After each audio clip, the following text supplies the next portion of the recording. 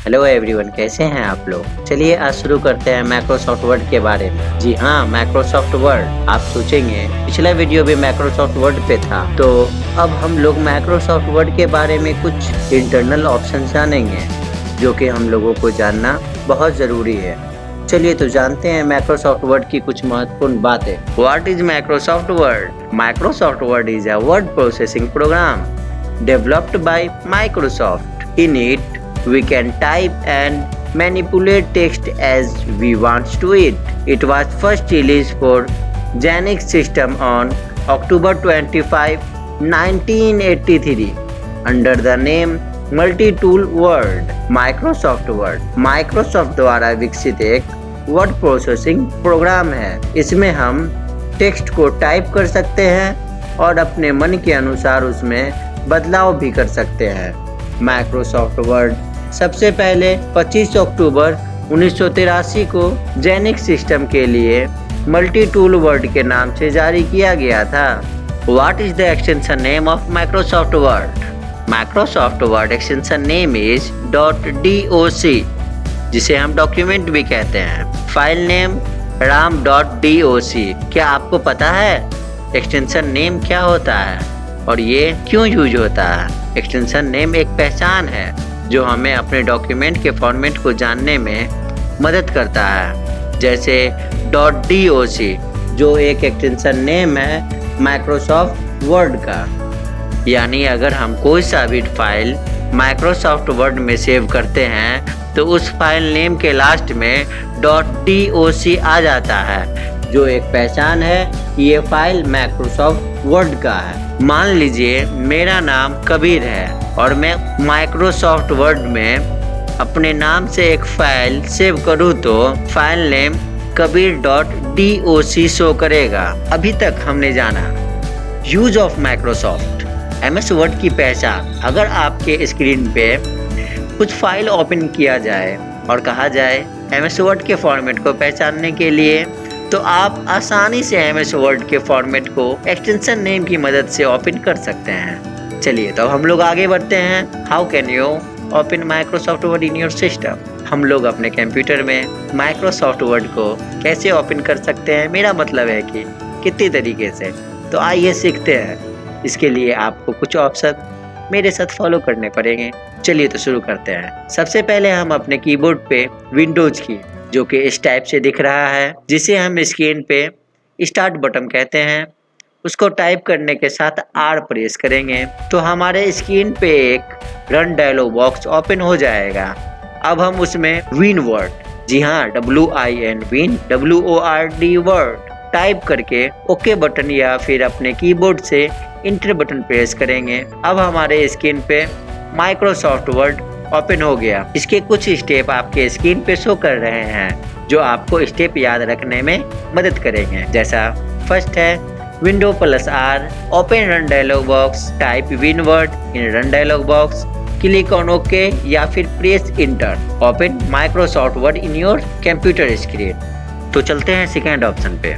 इस ऑप्शन में सबसे पहले अपने सर्च बॉक्स पे क्लिक कर या फिर अपने कीबोर्ड की विंडोज की को प्रेस कर सर्च बॉक्स पे हम वर्ड टाइप करेंगे, फिर माइक्रोसॉफ्ट वर्ड को सिलेक्ट कर ओपन कर लेंगे।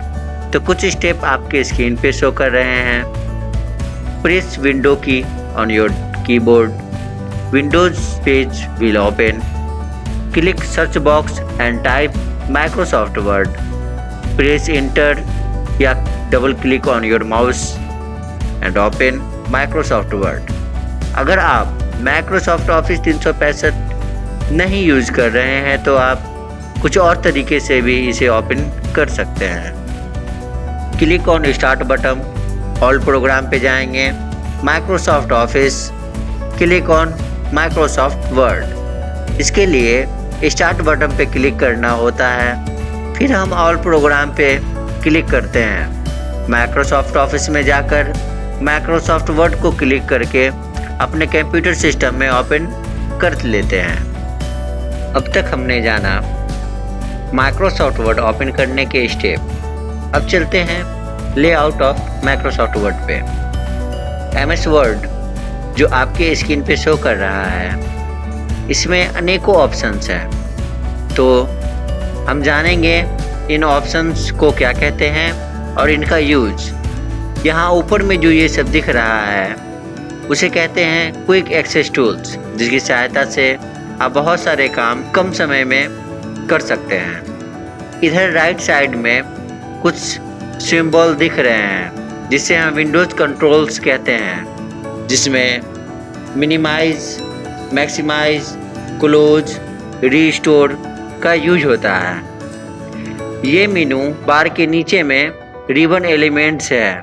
इसमें अनेकों ऑप्शंस होते हैं जिसके यूज से हम अपने डॉक्यूमेंट को और भी बेहतर बना सकते हैं। यहाँ पर स्क्रॉल एलिमेंट्स है, इससे हम अपने डॉक्यूमेंट के किसी भी पार्ट्स पे आसानी से जा सकते हैं। जूम बटन, ये व्यू बटन है।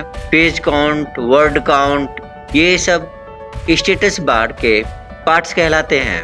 यहाँ सेंटर में जो एरिया शो कर रहा है उसे कहते हैं वर्कशीट। अब यहाँ ऊपर लेफ्ट साइड में फाइल मेनू दिख रहा है, तो अब हम लोग फाइल मेनू पे वर्क करेंगे। जैसे ही इस पे क्लिक करते हैं तो कुछ ऑप्शंस दिखने लगते हैं, जिसमें home, new, open, info, save, save as, history, print, share, export and close है। तो अब हम इन ऑप्शंस पर ही चर्चा कर लेते हैं। तो अभी हम लोग होम पे हैं। होम में न्यू डॉक्यूमेंट और कुछ टेम्पलेट्स का भी ऑप्शंस दिख रहा है। उसके नीचे में रिसेंट डॉक्यूमेंट्स और पिन्ड डॉक्यूमेंट अभी दिख रहा है। फिर न्यू पे जब क्लिक करते हैं तो इसमें यहाँ शो कर रहा है ब्लैंक डॉक्यूमेंट। अगर आप ब्लैंक डॉक्यूमेंट पे काम करना चाहते हैं तो इस पे क्लिक कर सकते हैं। इसके अलावा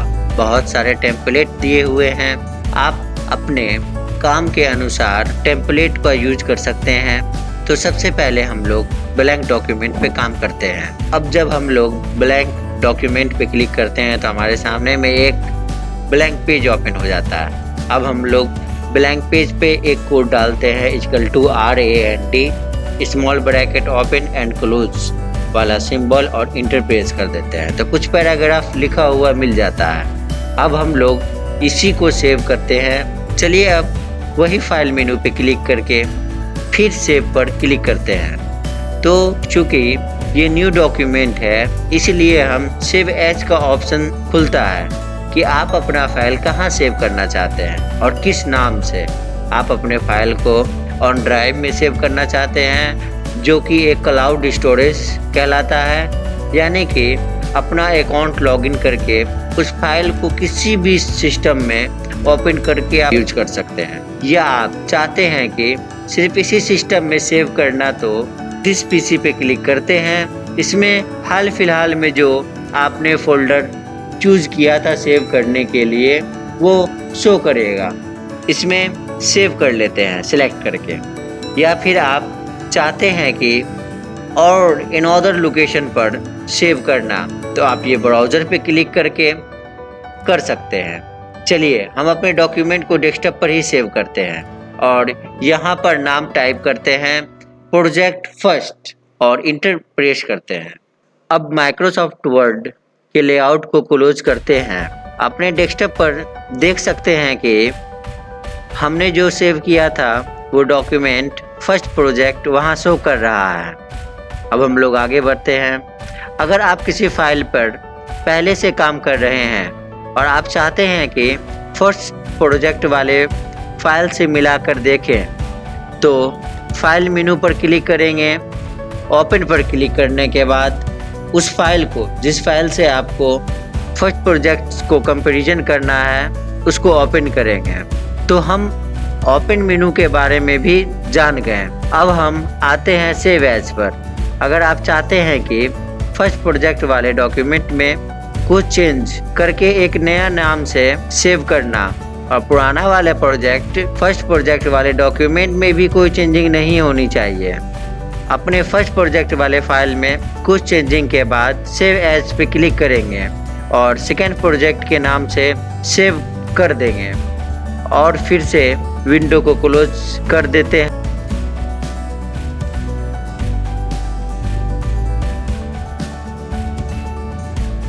अब हम लोग अपने डेस्कटॉप पर 2 फाइल देख रहे हैं, फर्स्ट प्रोजेक्ट और सेकेंड प्रोजेक्ट। ऐसा इसलिए हुआ क्योंकि हम सेव एज पर क्लिक करके नए नाम से सेव किए हैं, जो हमने फर्स्ट प्रोजेक्ट में चेंजिंग किया था। अब आगे बढ़ते हैं। अगला ऑप्शन है प्रिंट। अभी हम फर्स्ट प्रोजेक्ट ओपन करके और फिर प्रिंट पर क्लिक करते हैं तो इसमें कुछ ऑप्शन शो कर रहे हैं। यहाँ देखिए कॉपी का ऑप्शन है। इसमें आप अपने डॉक्यूमेंट का कितना कॉपी प्रिंट करना चाहते हैं वो चूज कर सकते हैं। आप यहाँ से अपने प्रिंटर को सिलेक्ट भी कर सकते हैं, किस प्रिंटर से प्रिंट करना चाहते हैं। अगर डॉक्यूमेंट का सारा पेज प्रिंट करना चाहते हैं तो प्रिंट ऑल कर देंगे।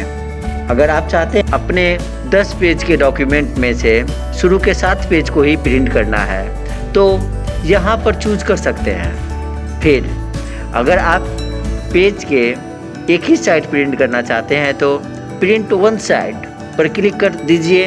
अगर आप पेज के दोनों साइड प्रिंट करना चाहते हैं तो नीचे manually print on both side वाले ऑप्शन पे क्लिक कर प्रिंट कर सकते हैं। यहाँ से आप पेज का साइज चेंज कर सकते हैं, मार्जिन भी सेट कर सकते हैं। फिर है पेज पर सीट। इसमें आप एक सीट में कितने पेज प्रिंट करना चाहते हैं वो चूज कर सकते हैं। एक और ऑप्शन है पेज सेटअप। इसमें भी बहुत सारे ऑप्शन दिए हैं। अगर आप चाहते हैं सबके बारे में डिटेल में जानना तो कमेंट करके बताएं, फिर हम इस पे भी वीडियो बनाएंगे। अब फाइल मेनू में अगला ऑप्शन है शेयर। इसको तो आप अच्छे से जानते हैं। अगर हमारा ये वीडियो अच्छा लगा तो इसे भी शेयर ज़रूर करिए। एक्सपोर्ट।